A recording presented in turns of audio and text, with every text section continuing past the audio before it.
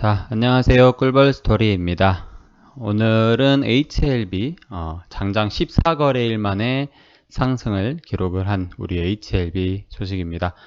그동안에 제가 이렇게 HLB에서 띄웠던 뉴스나 공시 자료 그런 것들을 쭉 모아봤고요. 특히 이제 최근에 투자한 베리스모 세라피틱스라는 회사에 대해서 좀 더 자세히 알아보는 시간 갖도록 하겠습니다. 우리나라 국내 유일하게 1, 2, 3세대 항암 파이프라인을 확보에 성공한 HLB 뉴스입니다.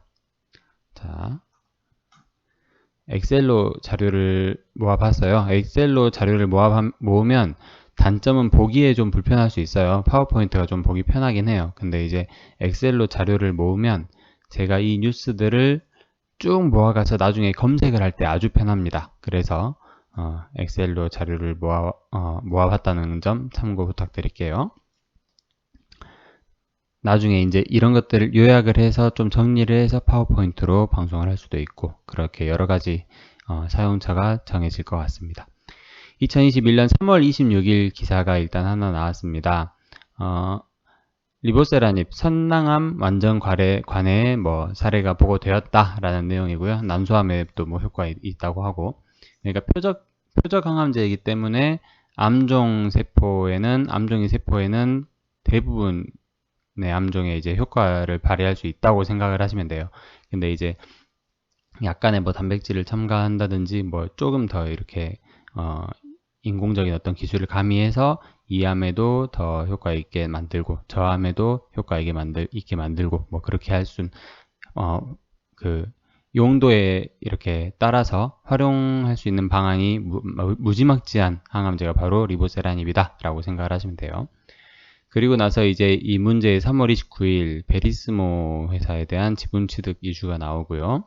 그리고 3월 30일 대표이사가 진양곤에서 진양곤 및 김동건 각자 대표로 취임을 하게 되죠.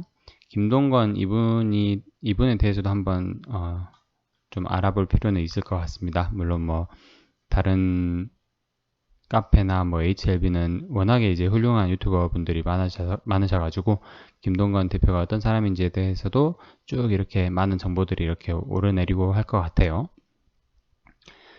그래서 저는 이제 이 베리스모 세라피틱스에서 좀 더 주의 깊게 알아보려고 하는데요. 일단은 HLB와 HLB 제약이 500만, 1000만 달러 이렇게 해서 총 570만 주, 약 30%의 지분을 취득을 했습니다. 그리고 3자 배정 유상증자에 참여를 하는 방식이고요. 취득 예정일은 4월 12일이 예상된다고 합니다. 참고로 베리스모는 CAR-T 치료제를 개발하는 회사라고 하고요. 기존에 CAR-T 치료제가 있죠. 우리가 알고 있는 이름들이 있어요. CAR-T 치료제에는 유명한 게 이제 노바티스의 킴리아도 있고 길리어드의 예스카타도 있고 그래요. 예스카타는 특히 이제 아는 분들이 많죠. 그래서 그러한 CAR-T 치료제 대비해서 한층 더 진보된 플랫폼을 개발 중이래요. 그게 이제 KIR CAR 플랫폼이라고 하는데 키르카라고 하면 될까요? 그런 플랫폼을 개발 중인데 얘는 이제 재발 후 약물 무반응 암 환자, 그러니까 암이 재발을 해가지고 기존 약물의 내성을 가진 암 환자들에게도 좀 더 효과가 좋을 것으로 기대가 된다고 합니다. CAR-T 치료제란 환자의 T세포에 유전 정보를 주입해서 유전 정보를 주입한 차세대 맞춤형 표적 항암제라고 하고요. 빠른 암 사멸을 유도하고 그리고 정상세포에 대한 영향을 최소화하는 항암제라고 해요. 치료제라고 해요. 특히 이제 코로나 치료 관련해서도 CAR-T 치료제를 연구 중이고 그러죠. 노바티스의 킴리아가 세계 최초로 상용화에 성공한 치료제고 국내에서도 허가가 됐다고 합니다. 거대 비림프종과 비세포 급성 백혈병에 대한 치료제로 국내에서 허가가 됐다고 해요. 일본에서도 허가가 됐고요.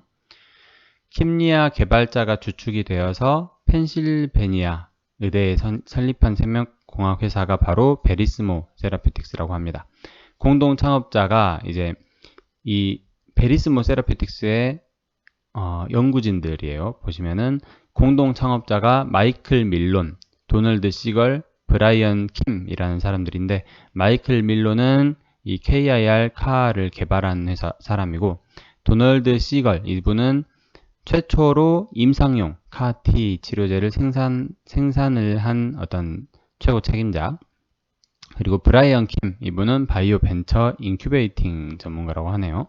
주요 주주들로는 펜실베니아 대학이 있는데 5.7% 지분을 갖고 있다고 합니다. 베리스모의 지분을. 그리고 이 펜실베니아 대학은 참고로 마이클 밀론도 이쪽에서 연구를 했다고 하고요. CAR-T 부문에 있어서 최다 특허를 보유하고 있는 대학교라고 해요. 임상 및 기술 자문 역할에는 이제 칼 준이라는 분이 계시는데, 이분은 마이클 밀론과 함께 킴리아를 개발한 사람이라고 합니다. 이 쟁쟁하죠. 이 두 분이 이제 베리스모에 이렇게 주요 멤버로 이렇게 계시니까. 특히 이제 KIR 카 상업화를 주도하고 있다고 합니다. 이분이. 이건 이제 다른 뉴스를 제가 좀 가져와 봤는데, 킴리아는 노바티스가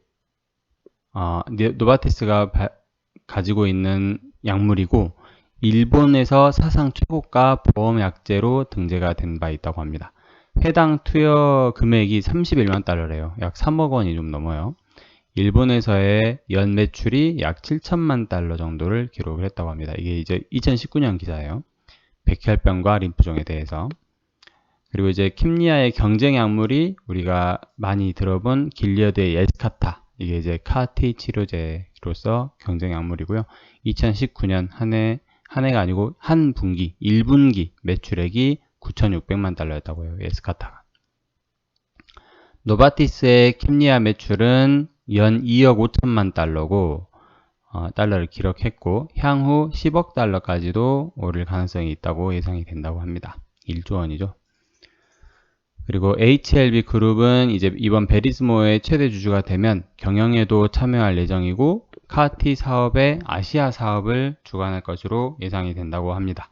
국내 바이오 기업 중에서 유일하게 1, 2, 3세대 항암 물질을 모두 파이프라인으로 확보하였으며, 이번 투자를 계기로 세포치료제 기술력을 한층 더 강화할 것으로 예상된다라고 하네요.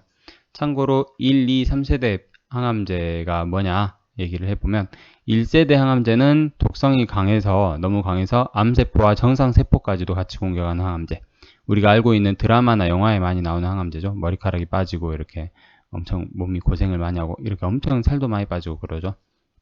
그게 1세대 항암제고, 2세대 항암제는 좀 더 표적 항암제로 이렇게 만들어서 암세포만, 특정 세포만 공격하게 해서 만든 항암제. 그러니까 항암제에다가 어떤 걸 이렇게 심어. 그래서 그걸 심으면 그 관련된 암만 이렇게 세포만 이렇게 공격하는 그런 거를 표적 항암제라고 하고, 3세대가 이제 면역 항암제. 아까 말씀드린 CAR-T나 뭐 KIR, CAR 뭐 이런 항암제. 이게 이제 면역 항암제인데, 이 같은 경우에는 외부 물질을 집어넣는 것이 아니라 인체의 면역력을 향상시켜서 암세포를 공격하게 만드는 게 3세대 항암제라고 합니다. 그래서 뭐 이런저런 소식도 많이 나오고 했었는데, 그동안 주가는 계속 빠졌었어요. 빠졌었는데, 오늘 거래일 14일 만에 이렇게 상승을 조금 빨간불을 보여줬는데, 앞으로 이제 얘가 어떻게 만들어 가냐에 따라서 추가적인 어떤 매수세가 들어와야겠죠. 들어와야 될 텐데, 참 HLB 가는 길이 정말 험난한 것 같습니다. 네, 그래도 앞으로 어떻게 될지 같이 한번 지켜보시죠. 우리나라 국내 유일하게 1, 2, 3세대 항암 파이프라인을 모두 확보한 HLB 장장 14거래일 만에 상승을 했습니다. 앞으로가 더욱 기대됩니다. 좀 잘 됐으면 좋겠습니다. 끝까지 들어주셔서 감사드립니다. 화이팅입니다.